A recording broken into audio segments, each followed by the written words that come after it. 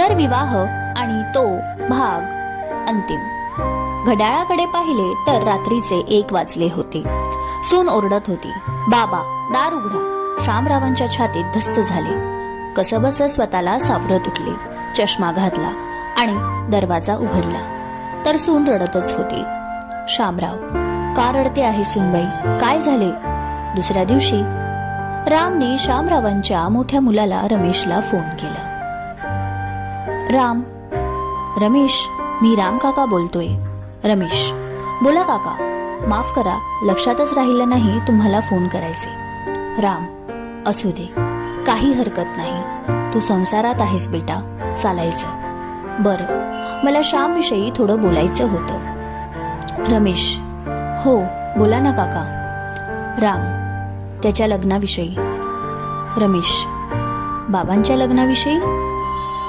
राम, हो, त्याच्या लग्नाविषयी बोलायचे होते. जरा स्पष्टच बोलतो. बघ, शेवंता वहिनी गेल्यापासून त्याची अवस्था तुला माहीत आहे. किती व्याकुळ झाला आहे.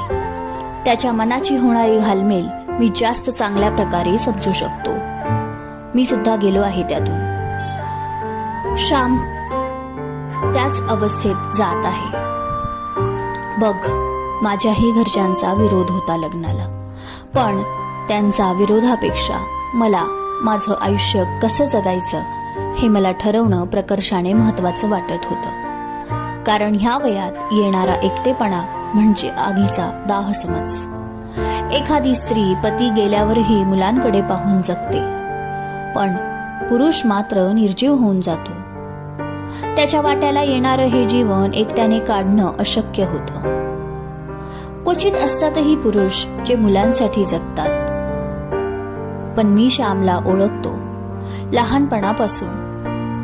शेवंता वहिनीच्या जाण्याने तो अगदी आतून तुटून गेला आहे. त्याला सावरणे महत्वाचे आहे, तेही लवकरात लवकर. मला त्याची अवस्था नाही पाहवत. जीव तळमळतो. त्याला पाहिलं की खरंच तळमळतो. रमेश, काका बरोबर बोलत आहात तुम्ही. हा विषय मी त्यांच्यासोबत आधीच बोललो होतो. तेव्हा त्यांना वाटलं की ते आमच्यासाठी जड झाले आहेत. खरं तर त्यांच्या काळजीपोटी बोललो होतो, पण त्यांनी चुकीचा अर्थ काढला. आई गेल्यापासून खूप चिडचिड करतात. घरात शांतच राहतात. जास्त बोलत नाही. फक्त तुमच्याशी बोलतात मन मोकळेपणाने. मला खरंच नाही कळत कसं त्यांना समजावू. राम, ते तू माझ्यावर सोड. त्याचे सतत ब्रेन वॉश करावं लागेल, तेव्हा कुठे तो तयार होईल. रमेश, बरं काका, ते मी तुमच्यावर सोपवतो. राम, तू काळजी करू नको काही. फक्त एकदा ही बाब घरच्यांच्या कानावर घाल. रमेश, हो काका, चालेल, मी सांगतो. धन्यवाद काका. राम, धन्यवाद काय, मी काही परका नाही. बरं, तू पण काळजी घे. रमेश, हो काका. राम, बरं, चल ठेवतो आता फोन, बाय. रमेश, बाय काका. रमेशने फोन ठेवला. तसं त्याच्या बायकोने सरलाने विचारले, कोणाच्या लग्नाची चर्चा चालू होती? रमेश, अगं, राम काकांचा फोन होता. ते बाबांच्या लग्नाविषयी बोलत होते. सरला, काय? बाबांच्या लग्नाविषयी? काहीतरीच काय? लक्ष्मी आजी 2 महिने होत नाही तोपर्यंत स्वतः लग्न करून मोकळे झाले आणि आता बाबांच्या पाठी लागले आहेत. काही नाही, त्यांच्या घरात जो तांडव चालू आहे आपल्या घरात नको. रमेश, म्हणजे कसला तांडव? सरला, त्यांची सून सांगत होती त्यांच्या नवीन बायकोच्या नावाने काही प्रॉपर्टी केली आहे, काही मुलांच्या. आता काल आलेल्या बाईच्या नावावर प्रॉपर्टी करणे कितपत योग्य? तिने काय खस्ता काढल्या आहेत का? आली तशी मालकीन झाली. मला नाहीच पटलं हे. म्हणून या घरात बाबांच्या लग्नाचा विषय अजिबात नको. रमेश, ती राम काकांची बायको आहे. राम काकांचा सर्वस्वी निर्णय आहे प्रॉपर्टी कोणाला द्यायची, आणि मला हे माहीत आहे राम काकांनी विचार करून निर्णय घेतला असणार. ते नेहमी विचार करून निर्णय घेतात. सरला, मला काही माहीत नाही ते कसे निर्णय घेतात काय. मला एवढंच माहीत आहे ह्या घरात दुसरी बाई सासू म्हणून मी काही खपवून घेणार नाही, आणि जर बाबांनी लग्न करून कोणत्याही बाईला आणलं तर मग मी हे घर सोडून जाणार, हे निश्चित. रमेश, काय हे किती टोकाचं बोलते आहेस. घर सोडून जाणार? बाबांचा विचार कर. कशी अवस्था झाली आहे, झुरत आहेत ते. मला नाही पाहवत त्यांची अवस्था. थोडं भावनिक होऊन विचार कर. सरला, भावनिक होऊन तुम्ही विचार करा, मी प्रॅक्टिकल विचार करते आहे. उद्या बाबांनी सर्व प्रॉपर्टी येणाऱ्या बाईच्या नावावर केली तर आपलं काय, हा विचार केला का? काही नाही. नाराज राहतील बाबा काही दिवस, होतील पहिल्यासारखे, शिकतील ते आई विना राहायला. उगाच नका त्या राम काकाचं ऐकून बाबांच्या लग्नाचा घाट घालू. ह्यापुढे हा विषय इथेच थांबवा. रमेश शांत झाला. सरलाच्या बोलण्याचा विचार तो करेल? तो भावनेला महत्व देईल का, की प्रॅक्टिकल विचार करेल? कालांतराने दोन्ही सुना मालमत्तेची विभागणी करून घ्या असे म्हणून नवऱ्याच्या पाठी लागल्या. शामरावांचा धाकटा मुलगा आणि सून तर संपत्तीची वाटणी नाही करत म्हणून वेगळे राहू लागले. घरापासून कामाला जायला उशीर होतो, घर खूप लांब आहे हा बहाणा केला आणि दुसरीकडे घर घेऊन राहू लागले. शामरावांचे कोणत्याही गोष्टीवर बंधन नव्हते.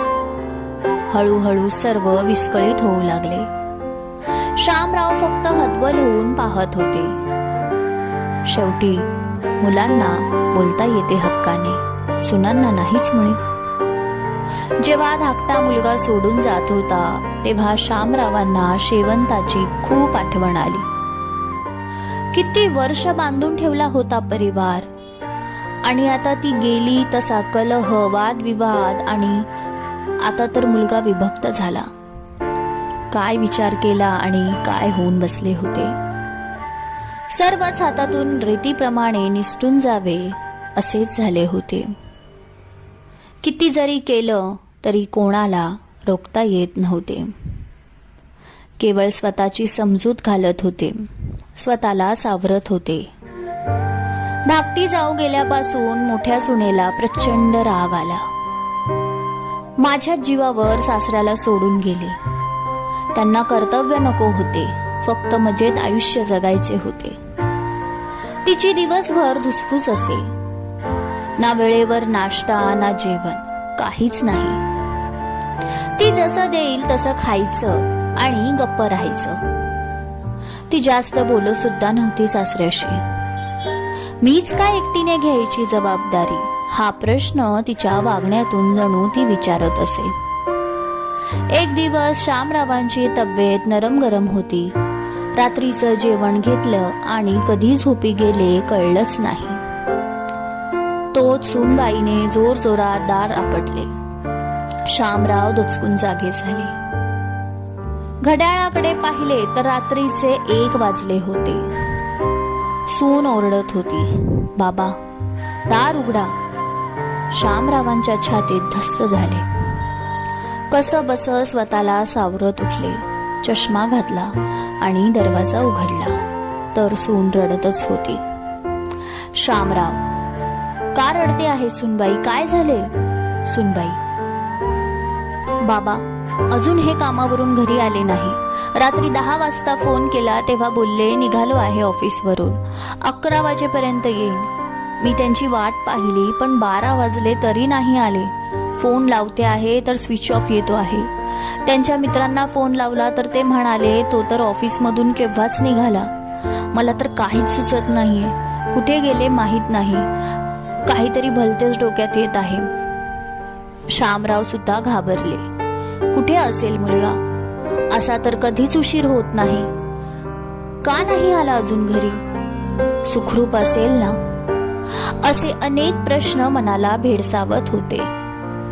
पण सुनेची अवस्था पाहून त्यांनी चेहऱ्यावर किंचितही त्याची जाणीव करून दिली नाही, कारण त्यांना धीर धरणे ह्याशिवाय मार्ग नव्हता. मग त्यांनी त्यांचा मित्र राम याला फोन लावला.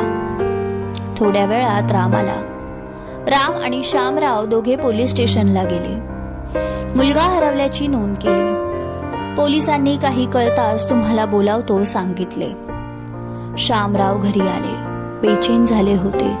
सुनेला तर सतत भोवळ येत होती, तरी कसं बस ते तिला सावरत होते.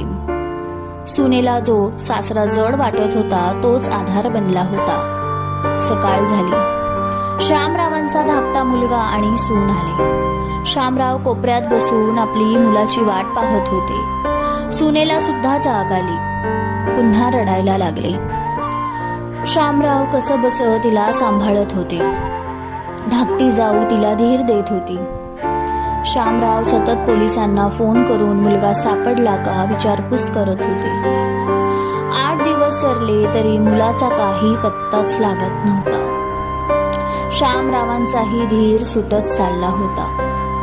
ते सुद्धा एकांतात रडत होते. म्हाताऱ्याची काठी आज हरवली होती. काळजी करणारा मुलगा कुठे गायब झाला पत्ताच नव्हता. त्या 8 दिवसात सुनेची तर फारच बिकट अवस्था झाली होती. वेड्यासारखी वागू लागली होती. सतत स्वतःच्या तोंडाला झोडून घेत होती. कधी येणार माझा नवरा, सतत एकच वाक्य बोलत होती. अचानक सकाळी एक दिवस श्यामरावचा मोठा मुलगा आला. त्याला पाहून बायको पळतच गेली आणि त्याला मिठी मारली. श्यामरावही मुलगा सुखरूप आल्याचा पाहून खुश झाले. तिने आल्याला विचारलं, कुठे होता तुम्ही? किती शोधलं तुम्हाला. काय अवस्था झाली माझी माहितीये? सांगा, कुठे गेला होता? त्याने तिला शांत केले आणि म्हणाला, मी एका मित्राच्या घरी होतो.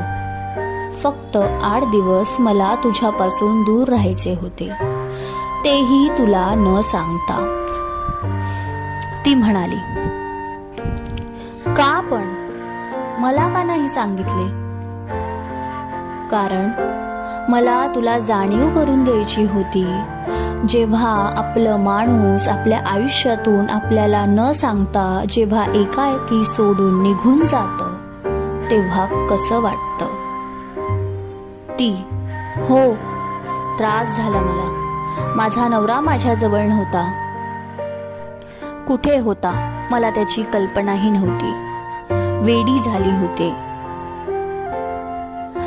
तो, हो ना, वेडी झाली होतीस ना? मग तू बाबांना कसं वाटत असेल आईशिवाय ह्याची आता कल्पना करू शकतेस. कारण आई सुद्धा बाबांना अशीच सोडून गेली आहे, तेही नेहमीसाठी. माझी तरी परत येण्याची वाट तू पाहत होती, पण आई तर आता पुन्हा परतणार नाही. ती नेहमीसाठी दूरदेशी निघून गेली आहे. बाबांनी कसं जगायचं हे तू मला सांग. खरंच सोपं आहे त्यांना असं एकट्याने जगणे? तिला कळून चुकलं होतं सासऱ्याची अवस्था. कारण हे 8 दिवस तिला सांगून गेले, जेव्हा आपला जोडीदार आपल्या जवळ नसतो तेव्हा काय अवस्था होते. जीवन हे मरणापेक्षाही भयानक होते. एकटेपणाचे अक्राळ रूप तिने फार जवळून पाहिले होते, जे फार भयानक होते, खूप भयानक. तिने त्याची लगेच माफी मागितली. सुनांनी पुढाकार घेऊन सासऱ्याचे कांताबरोबर लग्न लावून दिले. हो, तीच कांता जिने स्वतःचा नवरा गमावला होता. ती सुद्धा तहानली होती परिवाराच्या सानिध्यात येण्यासाठी. आयुष्याचा उत्तरार्ध तिला एकटीला नव्हता जगायचा. कोणीतरी हवं होतं तिला, तिच्यासारखंच तिला समजून घेणारं, एकटेपणाच्या आगीतून कोणीतरी बाहेर काढणारं. शेवटी श्याम आणि कांता समदुःखी होते. श्यामरावांच्या आयुष्यात शेवंताची जागा कांता नव्हती घेऊ शकत, पण एक छान मैत्रीण तिच्या रूपात लाभली. पुढे काय होईल माहीत नसते, पण आजचा मौल्यवान क्षण निसटून न देणे म्हणजे आनंद. असा हा श्यामरावांचा पुनर्विवाह संपन्न झाला. समाप्त. कथालेखन अश्विनी पाखरे ओगले. कसा वाटला अंतिम भाग जरूर कमेंटमध्ये कळवा. लाईक शेअर कमेंट जरूर करा. खरंच जर कथा आवडली असेल तर आपल्या चॅनलला सबस्क्राईब करायला अजिबात विसरू नका. पुन्हा भेटू नवीन कथेसह. धन्यवाद.